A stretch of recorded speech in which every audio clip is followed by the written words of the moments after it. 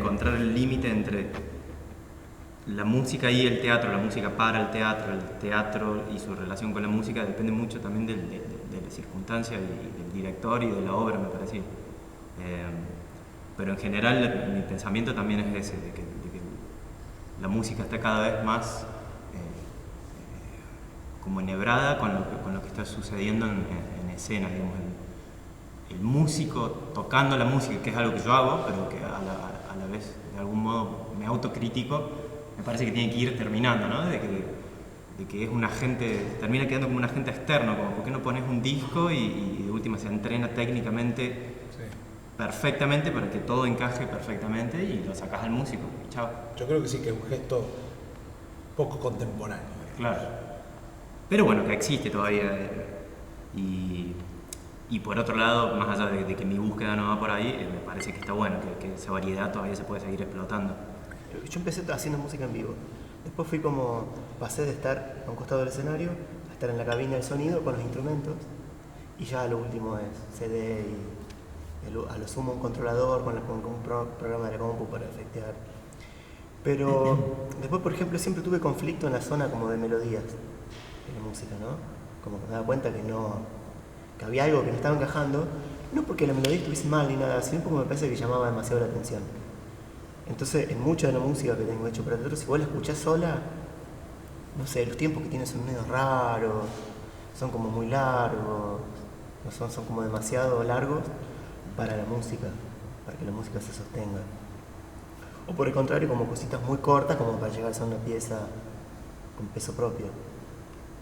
Digamos, ese tipo de cosas funcionaron siempre mucho mejor que cuando la música tenía un carácter así, como medio que se llevaba puesto todo.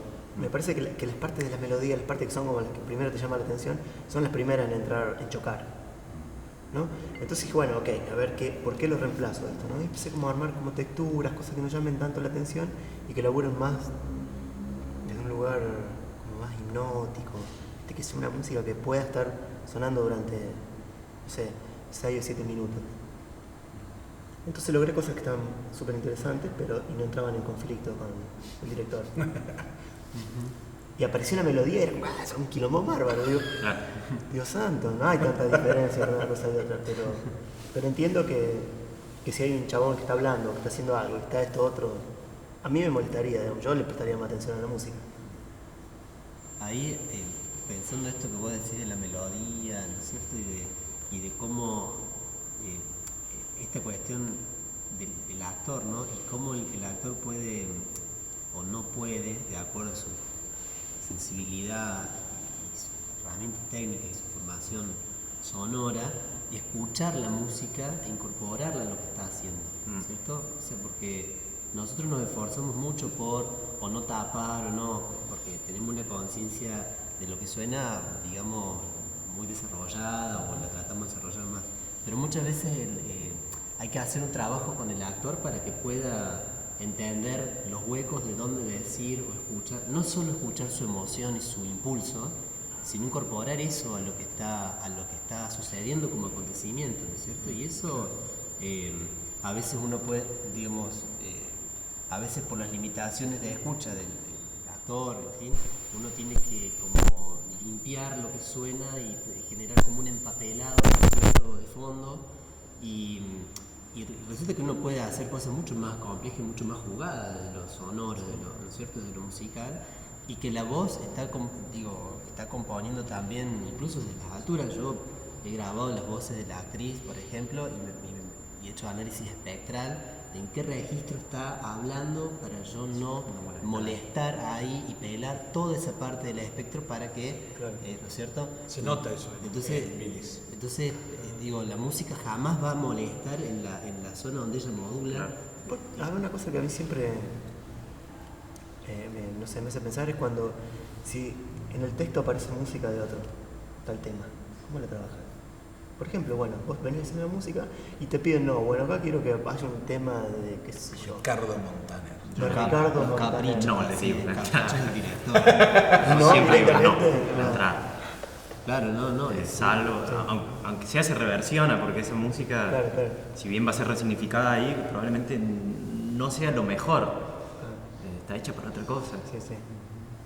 Pero además, ¿por qué te han llamado? porque te llaman sin... Ni sin- hablar.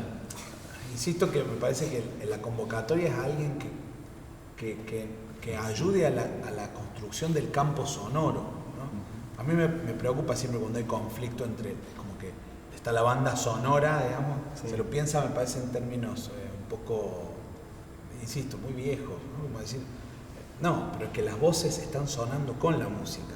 Y en todo caso, se lo invita al compositor a trabajar también con el resto del campo sonoro de, Sí. de la puesta en escena, Claro. donde las voces, los timbres de los actores, timbres. la musicalidad que tiene el texto, por ejemplo, si hubiera un texto, ¿no? Los textos teatrales son parecidos a partituras musicales, están Sí, pensados para ser escuchados. Incluso el borde ya está difuso en el mismo cuerpo. Digamos. Hay obras musicales que no se toca casi nada, o no se toca nada y es el cuerpo puesto. Entonces hay una mirada musical desde el momento que entra el actor y está haciendo una acción, yo ya me empiezo a meter, yo les digo cosas, digamos.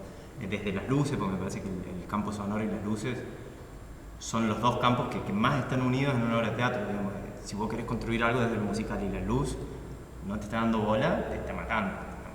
Sí, Claro. claro. Salvo que quieras vos a propósito generar un conflicto ahí, pero música, Mira, si vos te pones como espectador, te está llevando a otro lado, te está generando una tensión distinta a si no estuviera. Y incluso la música puede estar contradiciendo 100% la escena y ahí es donde está lo interesante, o apoyándola por momentos también. Pero es una puerta para entender algo distinto, un significado distinto. Sí. Es un elemento dramatúrgico. Ese es el punto de partida para mí, que hoy en día un músico tiene que sentarse y decir, bueno, a ver, voy a ver esta obra, ¿qué voy a hacer con la dramaturgia desde mi música? Digamos? ¿Qué voy a querer apoyar? ¿Qué voy a querer contradecir? Y esto- Lo de las voces es súper importante. Sí. A mí me pasó en un ensayo, justo ayer tenía un ensayo, y no sé si es porque somos músicos o por qué, pero yo llego y lo primero que me doy cuenta es de que las voces no funcionan y es una cuestión del personaje en realidad. Pero te das cuenta, apenas escuchás que el tipo está hablando de un modo, pasan 2 segundos y está hablando del otro y no le pasó nada y es una escena realista y decir, ¿cómo puede ser? Lo mismo con las músicas, de pronto el actor que canta. A mí me hace mucho ruido cuando el tipo, o la mina, lo que fuese, empieza a cantar y empieza a cantar desde el lugar del cantante y no desde la Claro. situación que viene sucediendo, digamos. Salvo que esté planteado de algún modo de que hay un bloque de que es así, digamos, que tenga algo de musical, algo que es distinto, digamos. Pero como esa cuestión de que el personaje está de un modo y de pronto canta así. ¿Qué pasó?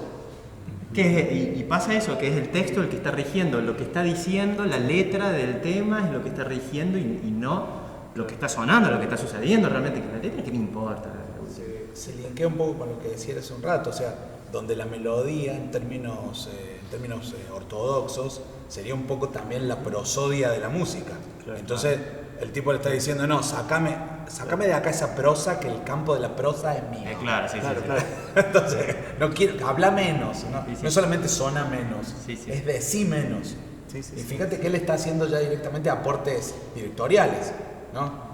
Me parece que un buen director llama a eso, llama a otras voces que lo ayuden a dirigir, no solamente llama a un músico para hacer música, porque ahí es donde está el Sí, verdadero sí. cruce, ¿no? Y en lo importante también de lo que vos decías recién, de lo que uno imagina cuando lee, ¿no?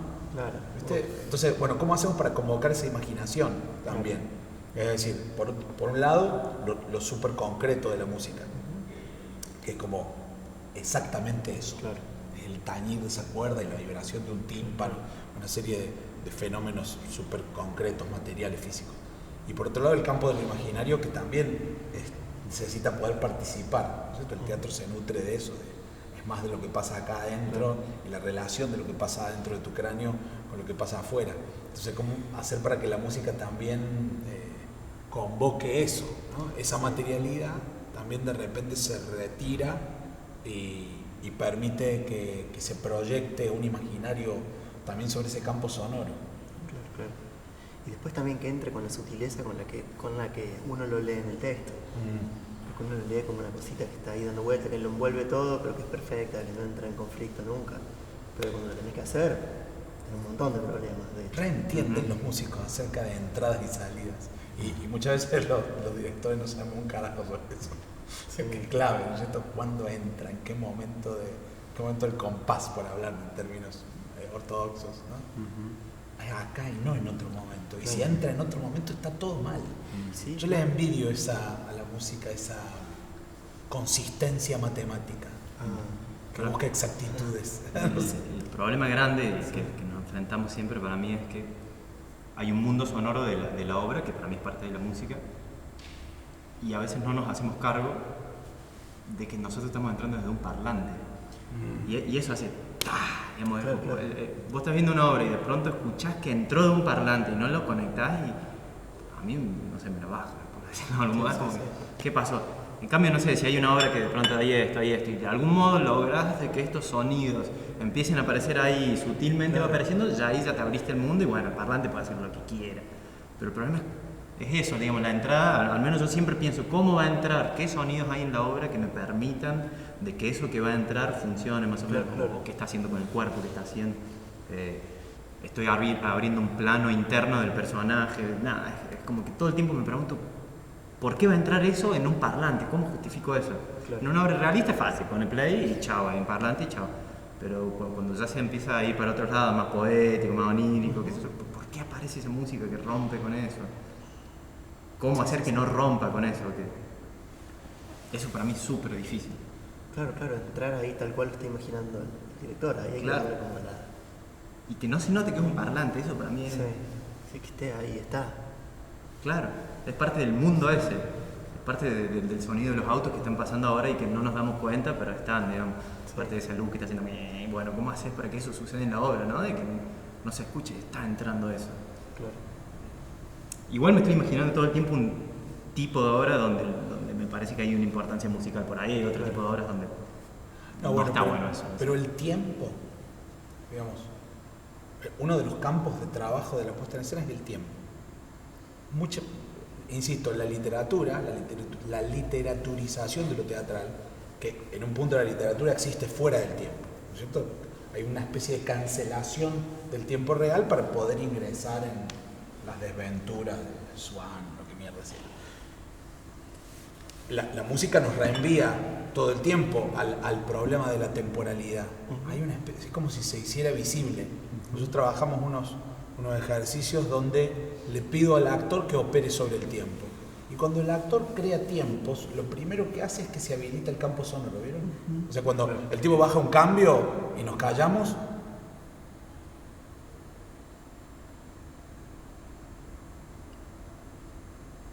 ingresa a escena, viste, todo ese sonido ambiente, el zumbido, entonces, apenas que le decís al tiempo entra lo sonoro. A mí me obsesiona, digamos, cómo se puede utilizar a la música para hacerle cosas al tiempo y para que el tiempo le haga cosas a los cuerpos. Que de nuevo es el problema de lo material, porque hay algo de la imagen que opera mucho en el espacio y hay algo de lo sonoro que para mí opera en el tiempo. Sí. Que me fascina la posibilidad que tiene el tiempo de materializarse en la escena a través de la música. ¿Cómo Charlie no dice los que decoran el tiempo en una canción? No me acuerdo. ¿En serio dice eso? Sí. ¿Qué maestro? ¿Qué? No sé, filosofía barata, me parece que un tema que está ahí, yo no me acuerdo cuál es. Los que decoran el tiempo. Bueno, ahí estaría el tema, ¿no? Porque si un director te llama para decorar y no te llama para construir, o sea, que la música tenga un peso estructural en la obra, por ejemplo. O sea, es todo un desafío, porque el mismo proceso de autonomización que vos contás del teatro y de la literatura también lo protagoniza la música en el siglo XIX. La música llega a autonomizarse y llega a tener leyes propias de construcción musical, digamos.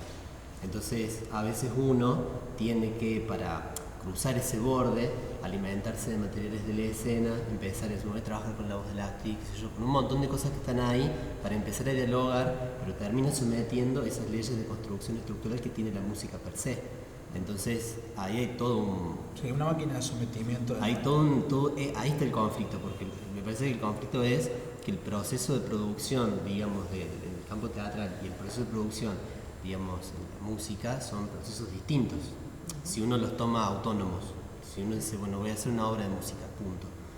Y es distinto.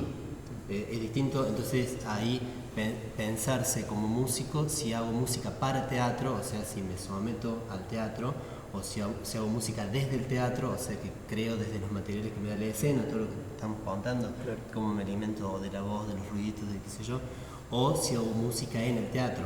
Son como lugares no bien distintos, si va, porque me parece que ahí la cuestión es qué peso estructural tiene la música, ¿no es cierto? Porque digo, así como el director te puede decir, che, cállate, anda al fondo, ¿qué pasa si yo como músico te digo, che, ¿sabes qué? Callan un rato a la actriz. Puede ser, porque capaz que teatro contemporáneo sabe un montón, pero música contemporánea no, o no sabe qué Medio es difícil romanticismo, igual, ¿no? ¿no? Que sepa de teatro contemporáneo y no sepa de música Es contemporánea. difícil, ¿no? sí, sí. A mí esos gestos, a mí el problema de la contemporaneidad, el problema de ser contemporáneo, Sí. como un problema técnico, no solamente como un problema ético, a mí me resulta fascinante y me parece que lo que nos proponía Meyerhold en definitiva a todos los teatristas era eso, era, por favor, hay algo del gesto contemporáneo que es la búsqueda de cierta inespecificidad, pero esa búsqueda de esa inespecificidad, digamos que es heredera de una lucha contra el taylorismo, contra el fordismo, ¿no es cierto?, donde se está buscando, digamos, el parcelamiento y la diferenciación, la especialización.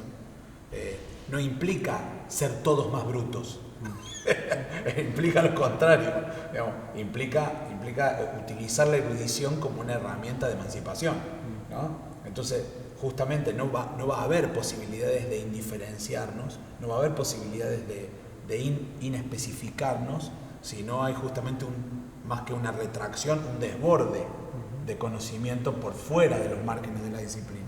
En la medida que yo esté atrincherado, lo que pasa es que el problema, en la medida que yo esté atrincherado en mi disciplina, bueno, yo tengo dos opciones: o hago teatro que es feo, es decir, todo achicado al tamaño de mi subjetividad, que va a ser evidentemente más pequeña, o me rodeo de asesores que son una masa, ¿no? Que sería la lógica con la que se hacía teatro en el mejor teatro taylorista, se hacía, digamos, rodeado de asesores súper específicos en cada área y cada uno tenía con un control absolutamente autárquico sobre cada campo de trabajo.